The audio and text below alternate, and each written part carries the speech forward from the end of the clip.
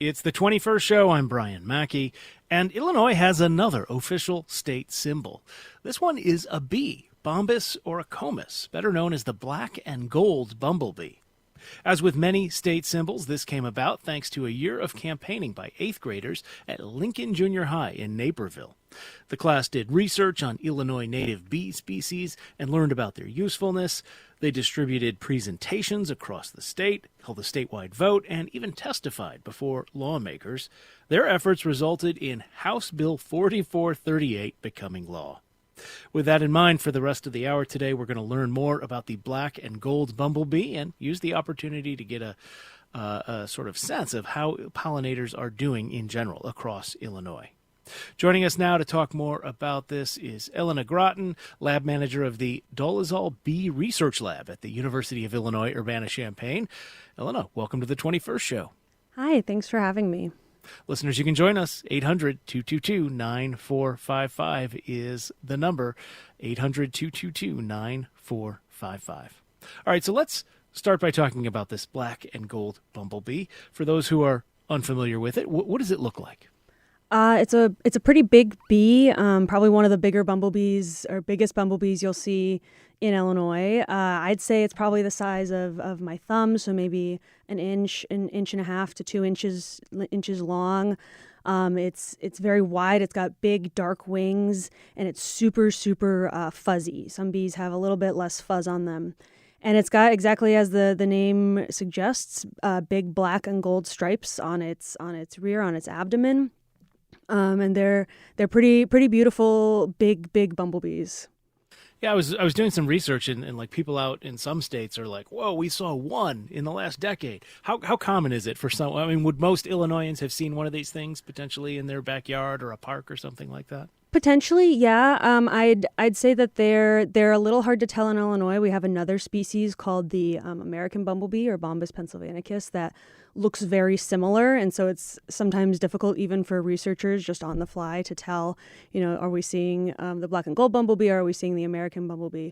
But you do find them semi-frequently, probably in nicer sort of habitat areas, I'd say. If you're hiking somewhere where there's a prairie, I think you'd be more likely to see one there. Prairies, grasslands. How big is their extent then across the country? I think it was Vermont where people were excited to have seen one in a decade. Yeah. I think they do have a bit of a range. I've seen one as far south as North Carolina, and then they can be up in Vermont. They're definitely much more of a cold weather bumblebee, so they're bigger. They tend to do better farther north, so they're a bit more common in like Wisconsin and Minnesota. So I think that they're just, I don't know that they've declined in those other areas as much as they just aren't as common in general. So have you worked with them before, and what are they like? I've not worked with them sort of specifically. I've worked with a lot of bumblebees altogether. Bombus oricomis, I think my most sort of memorable run-in with them was I was working in a prairie restoration, and there was a nest that was under one of these big bunch grasses that's native in sort of Midwestern prairies. And there was a male oricomis that was perched on a single blade of grass above this nest. And every time a female bee would fly out, he'd try to fly and mate with her. And this is a behavior that I don't think I've heard of other bumblebee species doing, but it's this perching and sort of hunting behavior that the males in the black and gold bumblebees do. And it was pretty funny to watch. Insert your jokes about Campus Town right now. Yeah. So what is their behavior like compared to with like, the bees that people might be more familiar with from, their backyards, for example? They're pretty docile. I mean, bumblebees in general are pretty uninterested in people. They probably will fly away if you try to get too close to them. Yeah, most bees, unless you're threatening their nest or sort of trying to physically grab them, don't really care a lot about people. And they're just doing their pollination and trying to find food. And the behavior of the males is probably the most unique behavior that I've heard about the black and gold bumblebee specifically. Interesting. Well, then let's talk a little bit more about the life of the male and the female BGB, right? How are they different? What is their sort of life cycle? Yeah, so bumblebees in general, and black and gold bumblebee is no different, follow a bit of a different cycle than I'd say most people are familiar with. Honeybees, for example, have what we call like perennial colonies. So the same queen lives for like, say, up to 5 years, and the same hive, survives as a hive over the winter. Whereas with bumblebees, the nests live more annually, so they only live for about a year. And what happens is in the spring, a queen comes out of the ground where she's been overwintering. She buried herself for the winter, and she comes out, she's already mated, and she has to go find and make a nest. So she'll go try to dig herself a hole, find an old rodent burrow, or sometimes they'll find old like crevices in trees, or like dig into soft wood, something like that. She'll make herself a little house, and she'll go out, just the queen, and she'll start trying to collect pollen, collect nectar to feed herself, and she'll start laying eggs and rearing her first generation of workers. Okay, let's pause there because we need to take a break on the program, and I think that's a good pause point. We'll continue. We're talking about the black and gold bumblebee, which is now the official Illinois state bee. This is something that school children help make happen here. We're talking about this with Elena Groton, who's lab manager of the Dolezal Bee Research Lab at the University of Illinois, Urbana-Champaign. If you want to join us, we'd love to hear about your experience with bees. Maybe you've seen one of these. They're relatively rare out in the world. 800-222-9455 is the number. We'll continue this conversation after a short break. This is The 21st Show.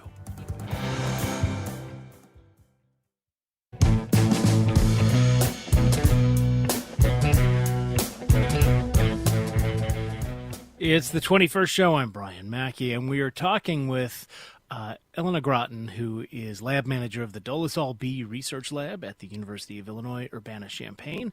And we're talking about the state of bees in Illinois, specifically the new official state bee, the black and gold bumblebee, that followed a year-long effort from 8th graders at Lincoln Junior High in Naperville. You can join us at 800-222-9455. That's 800-222-9455. So, Eleanor, before the break, we were talking about the life cycle of the black and gold bumblebee, and I believe you were on the part where the queen sort of lays eggs and sort of kicks off the next generation. Yeah, so she lays her first generation of workers. These workers are usually pretty small because the queen is a one-woman show at this point and taking care of all the young herself. But this first generation of workers will then help the queen raise the next generation of workers. They'll go out and collect pollen. And after this point, this queen doesn't really leave the nest a whole lot more, if at all. So this goes on, and depending on the species of bumblebee, there'll be a few generations. For some of the more common species of bumblebees, like the common eastern bumblebee, which you'll see around here a lot, their colonies can be pretty big, 100 to several hundred workers. Species like Orocomis, I think their colonies are a bit smaller, probably less than 100 workers over the course of the whole summer. And so as time goes on, the queen will start laying her next generation of queens. We often call these gynes or gines. And these are the unmated queens. So these unmated queens will leave the nest. They'll start essentially fattening themselves up for winter. After this point, the queen will start laying her males, and the males then will also leave the nest and go try to find a gyne to mate with. Once the gynes have mated, they will, again, keep trying to eat as much as they can before winter, and then they will find a little spot to bury themselves in the ground while they wait for winter to pass, and then they'll come out in the spring, and the whole cycle starts all over again. I'm so fascinated by this idea. It really is like a hereditary monarchy, right? I guess. Yeah, yes. Maybe that's why we choose those terms to apply to this, to anthropomorphize these animals. But talk about that. How does one creature produce, sort of on demand, sometimes they're workers, sometimes they're queens? I'm fascinated by that. Yeah, it's in bumblebees, we're I'm pretty sure it's hormonal. I am not super familiar with like the details of the physiology, but there's sort of two separate things that are going on. One is that bumblebees, like many bee species, are what we call haplodiploids. So the females have both sets of chromosomes from the parents, whereas the males only have half. And so the males are the unmated or unfertilized eggs from the queen. And so the queen has some sort of internal way of saying, okay, now I'm going to lay the fertilized eggs or versus lay the unfertilized eggs. This is the same in honeybees as well. Additionally, because of this, the workers who don't mate can also lay males, which sometimes is very interesting. And then the queen, once she decides to stop laying workers and start laying gines, is in bumblebees is more of a hormonal shift because of how the workers take care of the queens. In honeybees, it's a little bit different, and the workers kind of decide which young are queens and which young are not. Interesting. So, all right. So we've been talking about the black and gold bumblebee, but let's broaden our lens a little bit to talk about all bees across Illinois. So what are some of the other species you can find here? There's a lot of species. There's 400 to 500 native species of bees in Illinois. So we've got about 11 species of bumblebee. Our black and gold bumblebee, of course. There's the rusty patch bumblebee, which is the federally endangered bee. You can find sort of farther north in Illinois, closer to the Chicago-Rockford area, you'll find them. But we've also got a lot of really tiny bees. Another bee that I believe was up for potentially being the state bee was the bicolored sweat bee, which is sort of like a medium-sized solitary bee. It's got a bright, like iridescent green body and then a black and white striped abdomen, so back end. And they're pretty small. I'd say they're maybe half an inch long at most. So there's quite a variety in Illinois. Guess that's a testament to the superior lobby of the bumblebee over the sweat bees. So how are bees, with that in mind, in a general way, how are bees in Illinois doing? Well, that kind of depends. There's a lot of data that we're missing, unfortunately. Illinois is a big state, and there's a lot of agriculture and private land, so we have some gaps in terms of data that we just don't have. Last year, 2024 to 2025, there were some big honeybee losses, across the country, but Illinois was not excluded from that. Our own hives at the university that we use for research, we had, I think, 60 or 70% hive loss or colony losses. And that was seen pretty broadly. But that's specific to honeybees, which are not native, and they're mostly for agricultural purposes. In terms of our native bees, Rusty Patch is doing a little bit better, but it seems that it's still pretty limited in its areas that it can be found. And for the smaller bees, we just are lacking a lot of data. All right, let's go to the phones at 800-222-9455. We have Nancy calling from Northern Illinois. Nancy, thanks for calling in. Hi, Brian, and hi. I don't know your name. Elena, but thank you. So I understand you support Protect the Honeybees? Yes, I do. It's a wonderful organization, and I'm in Northern Illinois, of course. I've been on your show before. I love the honeybees, and there were 5 in my backyard today. Just so you know, I'm in McChesney Park. It's a little suburb outside of Rockford. And there were 5 of them out there, and they were, well, unfortunately, I have cats. I'm an animal lover, and I have quite a few cats, and one accidentally killed a little baby mouse. It was out in the backyard, and, of course, the honeybees got on top of the poor little mouse. But I do support the bees so much, and I thank you for listening. All right, Nancy, thanks for calling in. I appreciate it. Elena, anything you want to say there? That's great. I love that people are watching bees in their backyard. All right. So, it's interesting you mentioned the idea of colony collapse. That's something we've heard a lot about. I'm sure that's, something that an organization like Protect the Honeybees or that sort of movement is motivated by. Talk more about that, because I think it's it's one of those phrases we hear a lot, but maybe we don't understand as much about the mechanisms or we hear a lot about the consequences. But like what you mentioned at the U of I, some research colonies or hives. What happened? Yeah, so that isn't what we would probably call like traditional colony collapse. Colony collapse disorder was something that seemed to be happening a lot, probably about 15, 20 years ago, to a lot of honeybee hives. And that has tapered off significantly. I think most people do not report sort of those symptoms.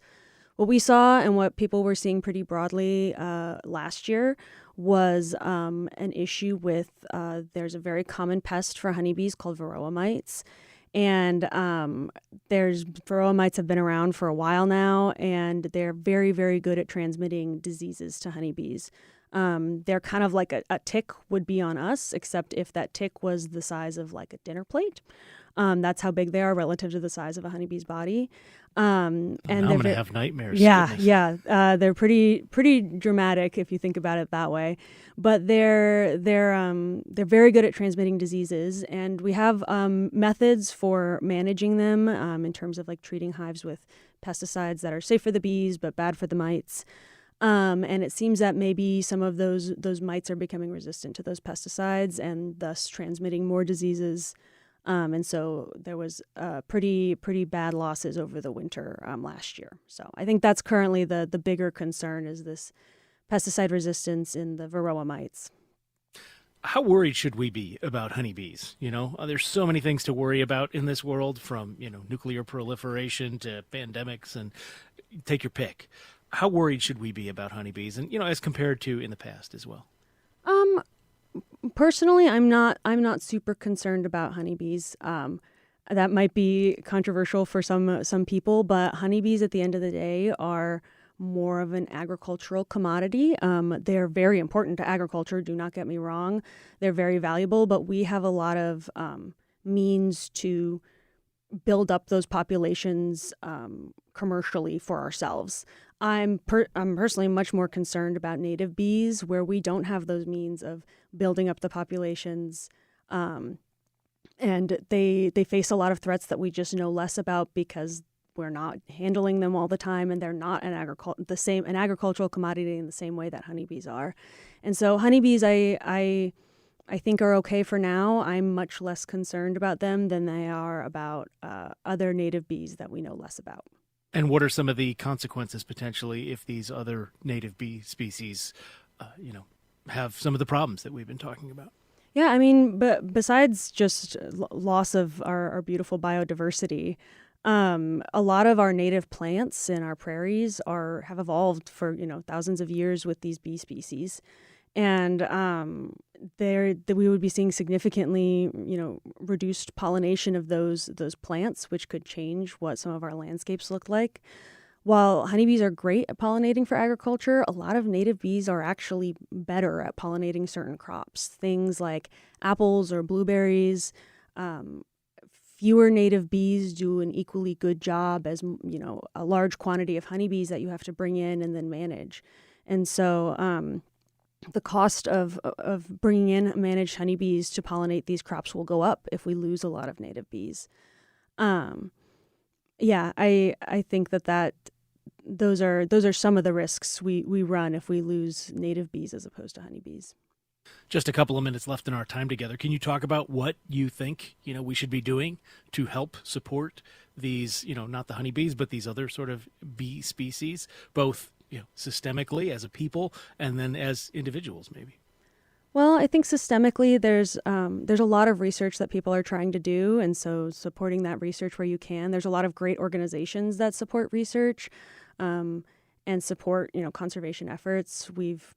Our group has worked with groups like Grand Prairie Friends, and they've been extremely helpful in giving us places to do research. But also they restore and maintain really beautiful prairies and different native Illinois landscapes. Individually, I think planting flowers is always a really wonderful and fun way to start. It's somewhat accessible if you have even just a little patio or deck outside of an apartment. Some native flowers in a pot are a great place to start. If you have a yard, starting with some native flowers, there's a lot of nurseries or local gardeners who are happy to talk to you all about what it will grow or won't grow. And I think a lot of our native flowers are really beautiful and make really nice plants in a garden. So, bottom line, we're coming to the end of our time together. Do you think bees are doing better than they have in recent years? Where is the trend line heading? I think that the trend line is getting worse generally, as far as we can tell. But it's a little hard to tell what that means or how much worse it is. There's just a lot of missing information, and we know it's not great, but we're not sure what that looks like. Elena Groton is lab manager at the Dolezal Bee Research Lab at the University of Illinois, Urbana-Champaign. Thanks so much for being with us and sharing your work with us today here on the 21st Show. Thank you so much. I had a great time.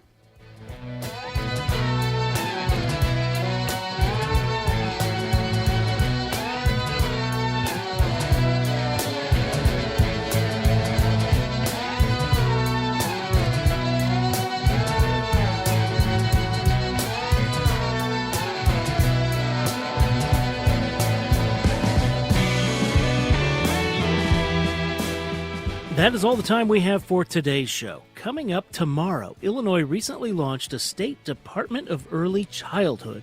We'll talk with its secretary about what it does and how it's navigating ongoing shortages in staffing and availability for childcare across the 21st state. Also, the Canadian wildfires that recently darkened Illinois skies continue to burn. We'll talk about how we felt that here in Illinois and what might be in store for that kind of weather in the future, both the rest of this summer and long term.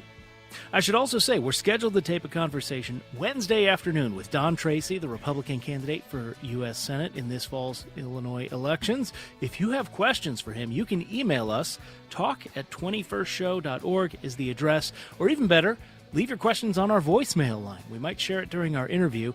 The number for that is 217-300-2121. Again, questions for Republican Senate nominee Don Tracy, 217-300-2121. We're taping that Wednesday afternoon. The 21st Show is a production of Illinois Public Media. I'm Brian Mackey. Thank you for listening. We will talk with you again tomorrow.